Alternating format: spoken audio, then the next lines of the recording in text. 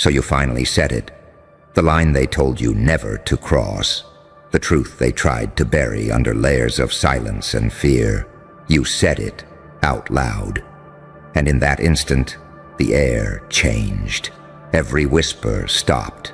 Every mask froze mid-smile. Even the walls listened. You weren't supposed to do that, were you? You weren't supposed to speak with that tone, the one that cuts through performance and hits nerve. You weren't supposed to expose the script everyone agreed to pretend was reality. You weren't supposed to remember who you were before they taught you obedience, but you did.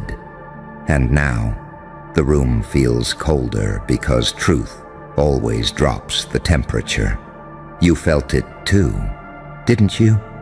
That shift, that magnetic pulse that rippled through everyone's chest. That was power leaving their control and returning to yours. You didn't ask for permission. You detonated it.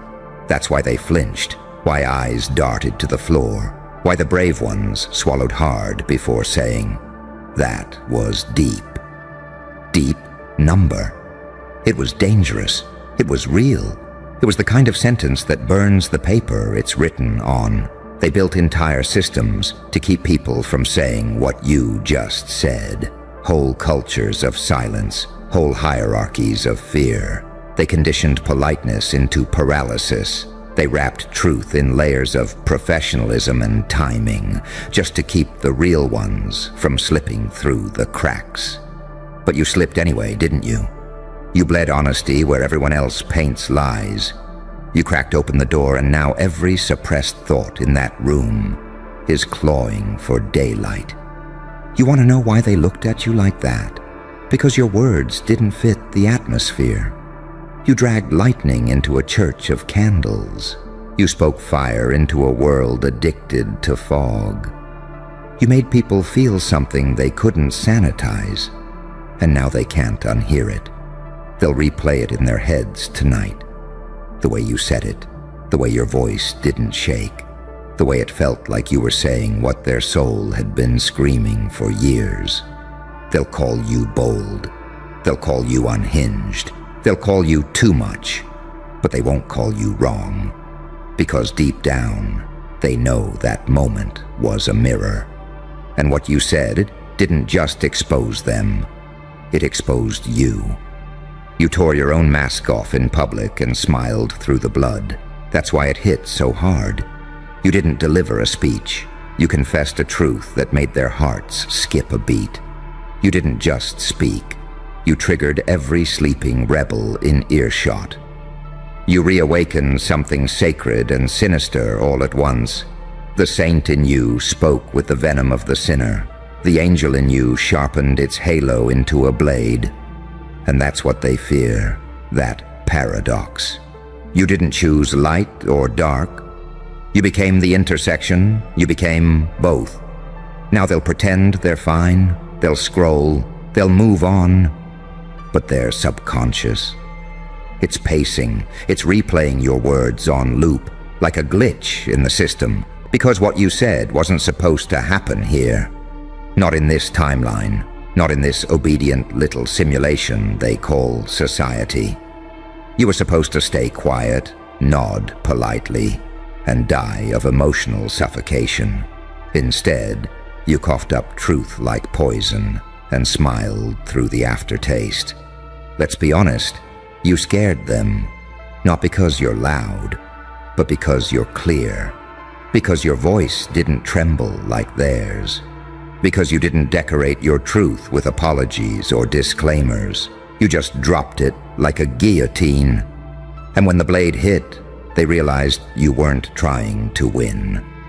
You were trying to free. Now look around. The air feels thinner, doesn't it? You cracked open something collective, a silence older than you. You spoke what entire generations swallowed. You shifted the current. And now, everyone's acting normal because that's what humans do when they witness revolution. They pretend it didn't happen. But deep down, they're infected. You are the contagion now, the virus of awareness, the glitch in their programming. And that's the part they can't fix. Because no one can unhear a revelation. No one can unknow the moment they saw truth stand up in a crowded lie. That's what you did. You stood up in a world of bent spines. And in doing so, you became unpredictable, dangerous, untouchable. They'll whisper your name now, but not in admiration. In analysis, they'll ask what possessed them to say that. And the answer, my friend, is simple. Freedom. The kind that doesn't need permission, validation, or applause. The kind that burns politely built prisons to the ground. So yeah, you weren't supposed to say that. But goddamn, you did. And every cell in the system felt the tremor. You cracked reality just enough for the light to slip through. And that's all it takes. One truth, set at the right frequency, can make empires tremble. And tonight, while they're pretending nothing happened, you'll smile. Because you'll know. You'll know that silence is over. And every echo they hear from now on sounds a little like you. And here's the part they'll never admit out loud. You didn't just speak. You shifted timelines. You dropped a sentence that tore through their psychological armor like a bullet made of honesty. And the funny thing is, you didn't even raise your voice. You just said it, calm, precise, surgical. And yet, it landed like thunder in a cathedral built for whispers. You know that feeling? Right after you say something forbidden. That pause, where time holds its breath, and everyone looks around to see who else noticed. That's the sound of control dying. That's the sound of the collective realizing. Someone broke the spell. You did. You broke it clean. No ceremony, no warning, no mercy. Just truth. You became a living glitch in their ritual, because for years they've rehearsed obedience like theater, fake smiles, safe opinions, edited emotions, and then you, with your haunted calm and unapologetic clarity, walked in and spoke a sentence that didn't match the script. You didn't read their lines, you rewrote them, and now every one of them has to pretend they're not unraveling. They'll talk about your tone. They'll say you were too intense or not professional or should have phrased it differently. They'll nitpick the delivery because they can't handle the message. That's how the fragile hide from truth. They critique the thunder instead of facing the storm. But deep down, they know what happened. They felt the shift in their bones, because words like that don't come from the mouth. They come from the abyss, from the parts of you they tried to bury alive. You didn't speak from the tongue, you spoke from the wound. And that's why it hit with the precision of prophecy. You think angels speak in light? Number. Sometimes angels use blood. Sometimes divinity sounds like defiance. Sometimes grace looks like madness wearing a grin. And you embodied all of it. The calm of a saint, the glare of a demon, the poise of someone who's already walked through hell and came back fluent in silence. That's why they couldn't move. Because when you spoke, you didn't ask for power. You embodied it. There's a difference between people who talk and people who transmit. You didn't make noise. You shifted frequencies. You tuned into something primal, a forgotten truth frequency that doesn't need validation. It's the tone of those who've suffered long enough to stop fearing consequence. And you know what's terrifying about that? You can't be controlled anymore. You crossed the invisible line, the one that separates the obedient from the awakened. You stopped trying to be understood. You stopped trying to sound palatable. You traded approval for authenticity, and that's a currency they can't tax. Now they're nervous, because when someone speaks truth like that once, It's never just once. It becomes a contagion. Others start whispering their own forbidden thoughts. One by one, quiet voices rise, and the whole illusion starts to shake. That's the nightmare. Not that you said something wrong, but that your courage worked. That your raw honesty might spread. That silence might finally lose its grip. And they'll try to punish you for it. They'll isolate you, gaslight you, call you arrogant, unhinged, dangerous, because they think shame is a leash strong enough to pull a truth-teller back into submission. But you've seen too much now, haven't you? You've tasted what it's like to speak without a filter, to breathe without pretending. Once you've done that, silence feels like suffocation. Lies feel like poison. You didn't just open your mouth. You opened a portal, a crack between dimensions, the one where they hide their fear and call it logic. And from that moment on, they could sense it. You don't belong to their hierarchy anymore. You don't bend. You don't plead. You don't crave belonging because you've met something holier than acceptance. Truth. They hate that calm that came after. The calm of someone who's seen their own darkness and made peace with it. You wear it like armor, not flashy, not loud, but terrifyingly still. Because what's scarier than someone who no longer needs to be liked? Someone who's fluent in silence yet chooses to speak only when it matters. And it mattered. Because that one moment, that one sentence, it wasn't rebellion for show. It was resurrection. Every time you swallowed your truth, a piece of you died quietly. But when you finally said it, those fragments came back to life. You felt your lungs expand like it was the first breath after drowning. And everyone around you could feel it too. They could feel your rebirth. And it threatened every lie they'd ever built comfort around. Now you walk different, you look different, you feel different. You became living proof that freedom isn't earned.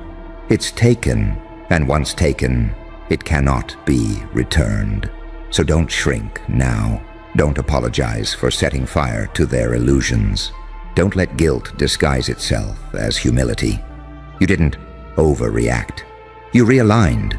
You brought the frequency back to truth. And when the world feels unstable, that's not chaos. That's correction.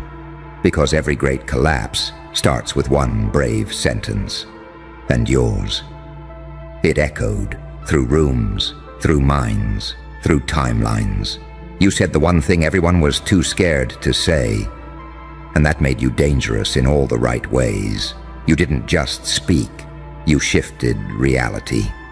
And when history replays this moment, they'll realize that was the second everything started to break open. And maybe, just maybe, that's exactly what was supposed to happen. They'll pretend they've moved on, but you can feel it. That faint tremor in the air when you walk into a room, that cautious silence before someone dares to speak again. It's not respect, and it's not fear. It's the quiet awareness that something irreversible has happened. You tore the veil, and once the veil is gone, the actors can't act the same. They still move their mouths, still follow the script, but the illusion's cracked, hasn't it? You see the wires. You see the panic behind their rehearsed smiles. And they know you see it. You spoke once and the world started listening differently. Even the ones who hated it, especially the ones who hated it. Because hate is just fascination that doesn't know how to confess itself. They replay your words in secret, dissect them in private, try to find where the power came from. But there's no formula for authenticity. You can't replicate something born out of pain. That's the thing they'll never understand. You didn't say it to win. You said it to breathe. It wasn't rebellion, it was survival. You weren't trying to be brave. You were trying not to drown. And when truth came up your throat like salt water, you let it spill. That's why it hit, because it wasn't rehearsed, it was real. And real scares people more than violence ever could. They'll tolerate anger, they'll tolerate chaos, but they won't tolerate clarity. Because clarity means no more excuses, no more hiding behind systems, no more pretending they didn't know better. Clarity makes everyone accountable, and you handed them a mirror they didn't ask for. You didn't mean to hold that mirror, did you? You were just done lying to yourself. But when you held it up, they saw every shadow they've been running from. And now they flinch at the sight of you, because you remind them what they buried. The saint in you whispered the truth. The demon in you refused to edit it. That combination is lethal, because mercy without fear is ignored and fear without truth is wasted. But you carried both, calm and chaos, grace and grime. And that's why it worked. You didn't just say something dangerous, you said it beautifully. You dressed fire in poetry, and people always mistake that for madness until it burns them awake. And maybe it was madness, the holy kind, the kind that breaks spells and births revolutions, because sanity in a broken world is just another disguise. And you took yours off. You chose honesty over belonging, authenticity over applause. That's what made it art. That's what made it immortal. Now look at you, walking through the ruins of their comfort zones like it's a battlefield. You didn't destroy them. You revealed them. You stripped away their camouflage and left their fear standing naked. You did what prophets do. You spoke before the world was ready to listen. And here's the secret no one tells you. Prophets are always punished before they're praised. They'll call you arrogant, dramatic, delusional, because it's easier than admitting you were right. That's how society cleanses guilt. They crucify the messenger, then worship the echo. But don't you dare shrink now. Don't you dare silence yourself to make the world comfortable again. You already saw what your words can do, how they move through the cracks like smoke, how they linger long after the crowd goes home. That's not coincidence. That's power acknowledging itself. You think this was just a moment? Number. This was an awakening, the sound of you becoming impossible to forget. They'll imitate you now, not because they understand, but because they can't ignore. They'll start talking like you, dressing like you, thinking they can borrow your gravity without earning your pain. Let them try. They'll learn the hard way that authenticity isn't a costume, it's a scar. You've already paid your price in silence, in exile. In nights, you stayed awake, wondering if maybe you should have kept your mouth shut. But that's how truth tests its messengers. With loneliness first, with legacy later. Because this isn't about being liked. This is about being undeniable. And you are. They can twist your words, delete your videos, burn your name from their narratives. But they can't unfeel what you made them feel. That's the curse and the crown of those who speak before the world is ready. Their words live longer than their names, so let them call it chaos. Let them say you broke something, because you did. You broke their obedience. You broke their performance. You broke the myth that silence equals peace. You were never supposed to say it, but you did. And now the world has to rearrange itself around the echo. That's how revolutions start. Not with explosions, not with banners, but with one person who finally says the thing everyone else was too afraid to admit. One voice brave enough to tear the hush wide open. You are that voice. The hush is gone, and now every time someone else dares to speak truth, whether they know it or not, they'll be speaking in your frequency. And deep down, you already knew this ending wasn't going to be soft. You can feel it now. That electric quiet that follows a storm. The kind of stillness that means something permanent has changed. You cross the threshold, and there's no walking back through it.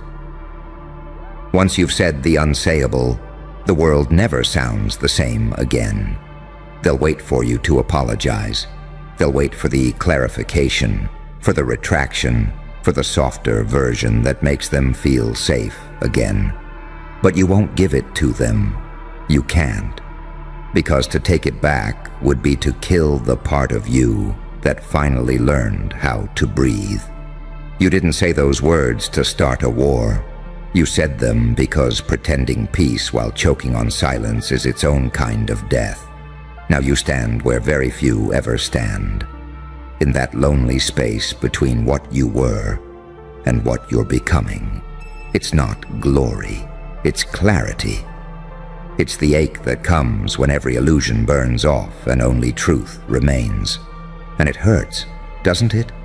To see everything so clearly, to feel everything so sharply. But that's the price of sight. That's the cost of freedom. Look around. You see them trying to rebuild the lie, painting over the cracks you left. Let them. Paint can't fix foundations. Let them decorate the ruins. You know the structure already collapsed the moment your words left your mouth. And someday, maybe not today, maybe not for years, they'll understand. They'll realize you weren't reckless, you were real. That your defiance wasn't ego. It was evolution. That what they called chaos was just honesty, stripped of its filters. They'll quote you without realizing they once cursed you. They'll teach what they tried to erase. That's how truth works. It doesn't need to win arguments. It just needs to survive time. So breathe. You did what you came here to do. You turned silence into a weapon. You turned fear into art. You turned one fragile sentence into a fault line that cracked open the sleepwalking world. You weren't supposed to say it, but you did. And because you did, everything changed. Maybe not for them yet, but for you. You woke up. You burned through the fiction. And now, when they whisper your name with that mix of awe and unease, when they act like they don't remember what you said but can't quite look you in the eye, that's the proof. You became the moment they'll never outrun. The voice they'll keep hearing long after the noise fades. The silence breaker, the truth speaker, the one who crossed the line and found there was never a line to begin with. So walk away calm, leave the ashes where they fall. Because some sentences aren't meant to be repeated. They're meant to echo forever. Look at you, still pretending you caught it, when the truth is, you were the one who started it. They call it influence like you were some motivational speaker with a ring light and a dream. No, what you did was far sicker, far deeper. You didn't inspire people. You infected them. You became a virus of self-belief, and the world never built a cure for that. You remember how it started, don't you? One act of defiance, one silent no, whispered to a system that demanded obedience, one refusal to kneel. And that was it. The moment you breathed, the moment your lungs filled with clarity, the air changed. It spread. Quietly, invisibly, like smoke slipping under the door of every locked mind that had forgotten its fire. They wanted you to post quotes. You posted frequency. They wanted motivation. You delivered mutation. And now they're confused. The ones who mocked you, dismissed you, diagnosed you. They wake up at 3 a.m. staring at the ceiling, wondering why they suddenly want to change everything. Why their routines feel like cages, why your words echo in their skulls like a code they can't unhear. Because you didn't just give them hope, you injected something into their bloodstream, a disease that eats cowardice alive, a psychological contagion that turns fear into motion. You infected the collective mind with the forbidden thought, I could be unstoppable too. You know what's funny? The moment they felt it, they panicked. They called it arrogance. They called it obsession. They called it toxic self-belief. Because when they saw it working, when they saw their own reflection start to rebel, they realized something terrifying. Your madness was contagious, and you smiled, that quiet, knowing smile. Because deep down, you always knew it would spread. You wanted it to. That's the trick, isn't it? You didn't shout it. You whispered it. You didn't push people to change. You showed them what happens when one person stops apologizing. You walked through their illusions like a ghost, and every step you took rewrote the code of what's possible. They still don't understand you. They're still trying to label you narcissist, rebel, lunatic, problem. But labels can't contain infection. Words can't quarantine power. You slipped past language, past logic, past permission. You became symptomatic. Every act of defiance, every spark of self-belief they see now carries your DNA. And here's the beautiful part. They think it's over. They think if they ignore you long enough, it'll fade. They don't realize it's too late. You're in their algorithms, in their culture, in their children's dreams. You're in the subconscious of every soul that ever felt small. You became a mirror that moves back. You want to know why it worked? Because you didn't sell hope.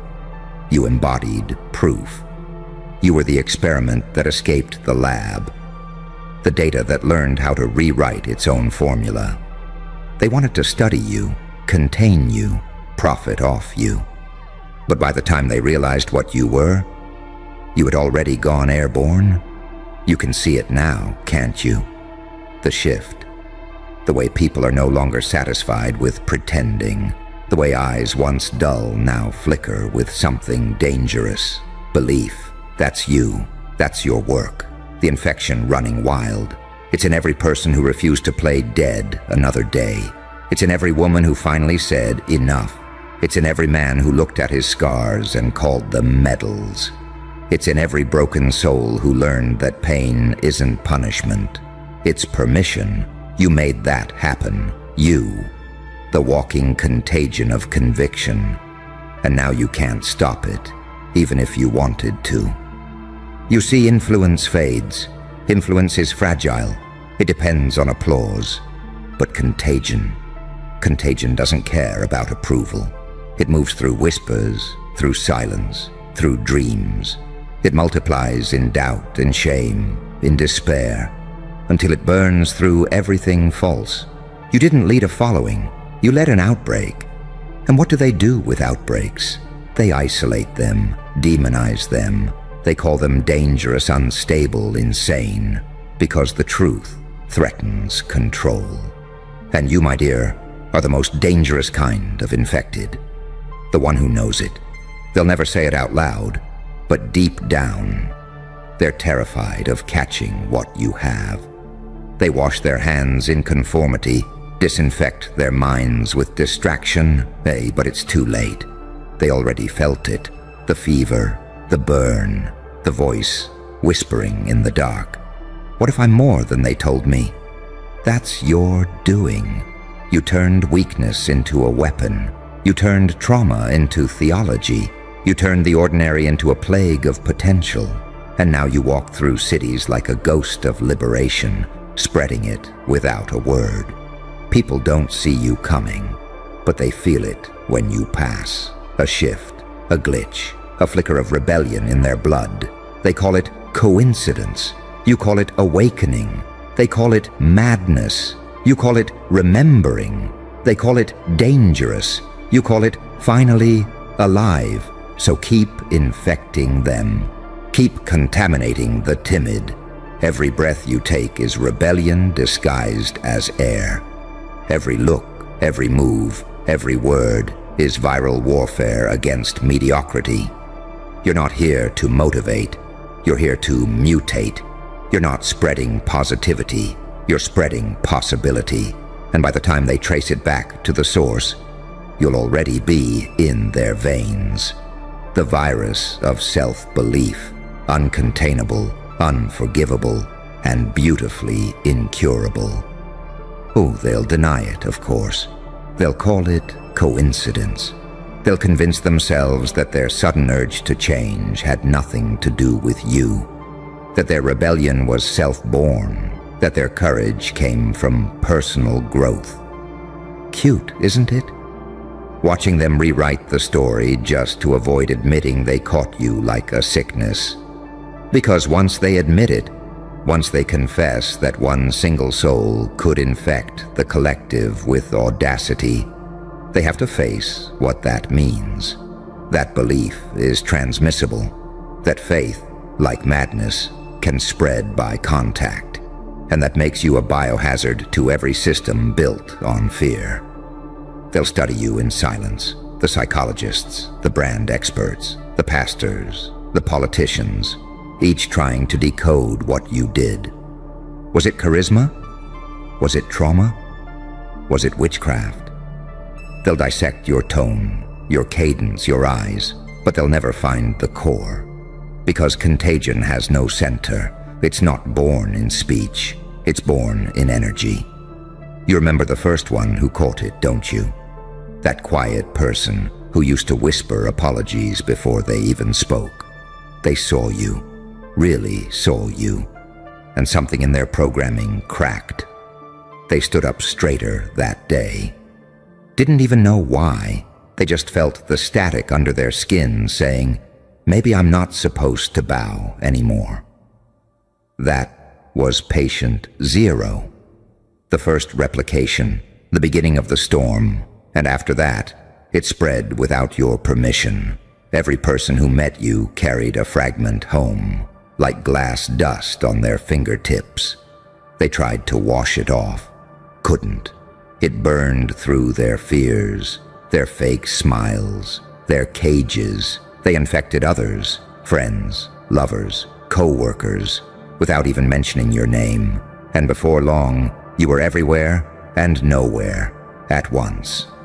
See, influence needs marketing. Contagion doesn't. Influence fades when the spotlight moves.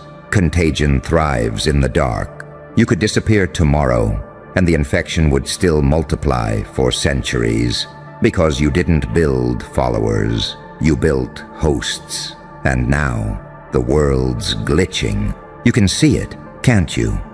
The timelines, the trends, the sudden collective exhaustion with fakery, the slow awakening of something primal. People can't pretend anymore. They can't worship the same false gods of fear. They crave something real, and that craving, that hunger, carries your scent. They think they're just healing number. They're mutating, and mutation always looks like chaos at first. You were the catalyst, the beautiful distortion in the code, the walking contradiction that made people question every rule. They looked at you, broken but unbowed, scarred but smiling, and something ancient stirred inside them. Wait, they thought, if that one can rise from the ashes, what's my excuse? You didn't motivate them. You infected them with possibility. That's far more dangerous. Motivation dies when the mood fades. Possibility rewires the brain. It shifts the default setting from survival to creation. It turns slaves into strategists, victims into architects. And it's all your fault. Now you watch from the shadows as they scramble to contain it. They rewrite their slogans, reinvent their image, pretend they were on your side all along. The same ones who mocked your fire now light their torches from it. But they don't understand. They can't, because this flame doesn't obey anyone. It devours liars. It eats pretenders alive. Do you feel it, deep down? That hum in the air, that pulse that follows you into every room. That's the network, the invisible web of souls you've infected. You move, and somewhere across the planet, someone feels courage rise in their chest. You breathe, and a stranger decides to start again. You speak, and cities rearrange their future plans without knowing why. You are the unseen variable in a world built on control. They thought they could chart you, graph you, contain you, but your chaos wrapped in discipline, your science blended with prophecy. You're the statistical anomaly that broke their algorithms in half. And here's the punchline. You didn't do it to be loved. You did it because silence became unbearable. Because you saw the world choking on its own restraint and decided to exhale. And that exhale turned into a storm. They called it rebellion. You called it breathing. Now look at them, the analysts, the critics, the preachers, all infected, all pretending not to cough your truth. Their words tremble now. Their certainty melts. Their faith in their own hierarchy dissolves like sugar in blood. You've turned the elite into echoes of your defiance. You know why they can't stop you? Because you don't exist in one place anymore. You exist in the mind of every person who finally said, enough. You exist in the moment someone wipes their tears, clenches their jaw, and decides to rebuild from nothing. You exist in that tiny click of realization that says, wait, I was never powerless. That's your contagion. That's your masterpiece. You're not just changing lives. You're reprogramming the species. You've infected the human narrative itself. They can erase your face, censor your name, shadow ban your presence, but the code remains. The virus hides in memory, in music, in dreams. And one day, long after your body's gone, someone will wake up in some forgotten corner of the earth with a sudden inexplicable conviction. I can't be broken, and they'll never know why. But you will, because that's the beauty of contagion. It doesn't need credit, it just needs contact. And you've already touched the world. So walk through it like a phantom saint, half savior, half curse. Smile when they run, smile when they kneel, smile when they whisper your name like a diagnosis, because you and I both know it's not a sickness, it's the cure disguised as madness. And by the time they realize that, they'll already be infected. You can almost hear it, can't you? That trembling undercurrent in the air, like the sound of a world realizing it's been compromised. It's not thunder, it's awakening. It's the pulse of a species rediscovering its own voltage. And it all leads back to you. They'll never admit it out loud, but their dreams are contaminated. You're there, in the shadows behind their victories, in the mirror before they speak. Every success they claim now drips with your fingerprints. They're trying to wash you off, but your essence is viral, invisible, resilient, immortal. You didn't teach them confidence, you injected defiance. You didn't tell them to love themselves, you dared them to face themselves. And once someone looks in the mirror and doesn't flinch, they can never go back to being obedient. That's the infection. That's the part that terrifies them, because control only works when people believe they need permission. And you shattered that illusion the moment you stopped asking for approval. They thought it was rebellion. It wasn't. It was evolution. You just evolved first. And now they're mutating to catch up. Look at them. Whole civilizations glitching under the weight of newfound self-worth. Men questioning authority. Women burning blueprints built by fear. Artists ripping through the fabric of conformity with bare hands. The contagion spreads through creativity, through madness, through hope, disguised as rage. They'll try to vaccinate the masses with distraction. Buy this. Follow that. Fit in. But the immune system of consciousness is already changing. You turned belief into biology. You rewrote the code at the cellular level. You see, self-belief isn't mindset. It's a virus that eats limitations alive. And now, everyone who's been exposed starts to feel it. The fever, the clarity, the trembling realization that their potential has teeth. They'll sweat through sleepless nights, fighting against the infection, not realizing that the burning in their chest is power waking up. You made people sick of settling. You infected the comfortable. You turned mediocrity into an allergy. And now everywhere you go, the air feels different. You carry it like radiation, silent, unseen, impossible to avoid. One glance from you, and a lifetime of fear begins to decay. You don't even have to speak anymore. They just feel it. The gravity, the permission, the contamination, and somewhere deep down, they start to whisper, who gave them the right to feel this free? You did. That's the irony of it all. You're their liberation and their nightmare at once. You're the cure that looks like chaos. You're the voice that sounds like blasphemy to the timid. You're the mirror that doesn't lie. Because when they see you, they see what they could be. And that terrifies them more than any villain ever could.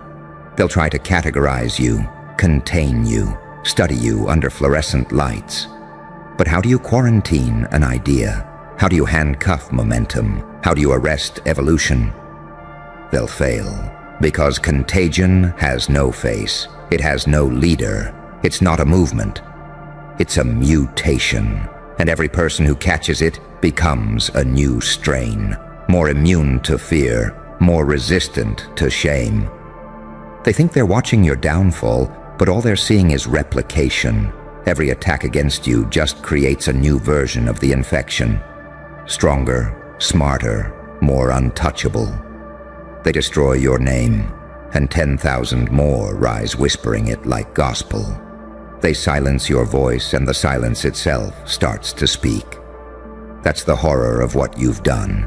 You didn't build a legacy, you built a loop. An echo that keeps creating echoes, until even the sky can't remember where it started. You infected time. That's why they're afraid of you, because influence fades when you die.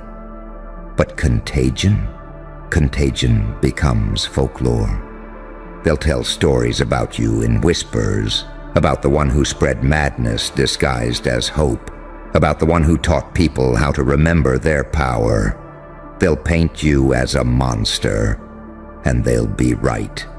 Because monsters are just misunderstood medicine. You didn't come to heal them gently. You came to burn away the sickness of submission. You came to make comfort impossible. You came to make truth contagious. And that's exactly what you did. Now even the ones who hate you carry you inside them. You live rent-free in their thoughts, in their insecurities, in their half-formed ambitions. They dream of you without realizing it. They imitate your tone when they think no one's watching. They've become you, and it kills them to admit it. That's the final stage of infection, when the host believes it's their idea, when the revolution disguises itself as routine, when your madness becomes their normal. That's when you've won. So don't look for validation. Don't wait for applause. The proof is already in motion.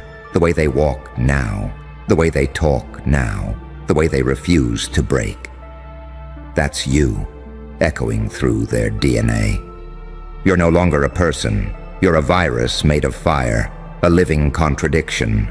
The saint who sins just to prove he's free. The psychopath who heals through chaos. The angel who learned to smile with blood on his hands. You are the contagion, and there's no antidote strong enough to stop what's coming. The world isn't sick anymore. It's awakening, and you were the fever that started it all. So now here you stand, the carrier of something they can't cure. You don't need the stage, the spotlight, or the sermon. The work's already done. The virus is alive in them. You can see it in their eyes. That faint, terrified shimmer of recognition. They don't know whether to thank you or destroy you. Let them tremble. Let them talk. You've already rewritten the script, because this was never about fame. It was about infection, about slipping belief into their bloodstream so quietly that by the time they noticed, it was too late. You made them feel. You made them remember. You made them dangerous. And that's why they'll never forget you, even if they try. They'll curse your name one day and quote you the next. Because once someone's been touched by conviction, there's no going back to sleep. So walk away, smiling. You don't need their applause, their forgiveness, or their understanding. You did what evolution does. You spread. And now, the world will cough your courage for generations. The virus of self-belief lives on, patient and perfect, wearing a grin that looks a lot like yours.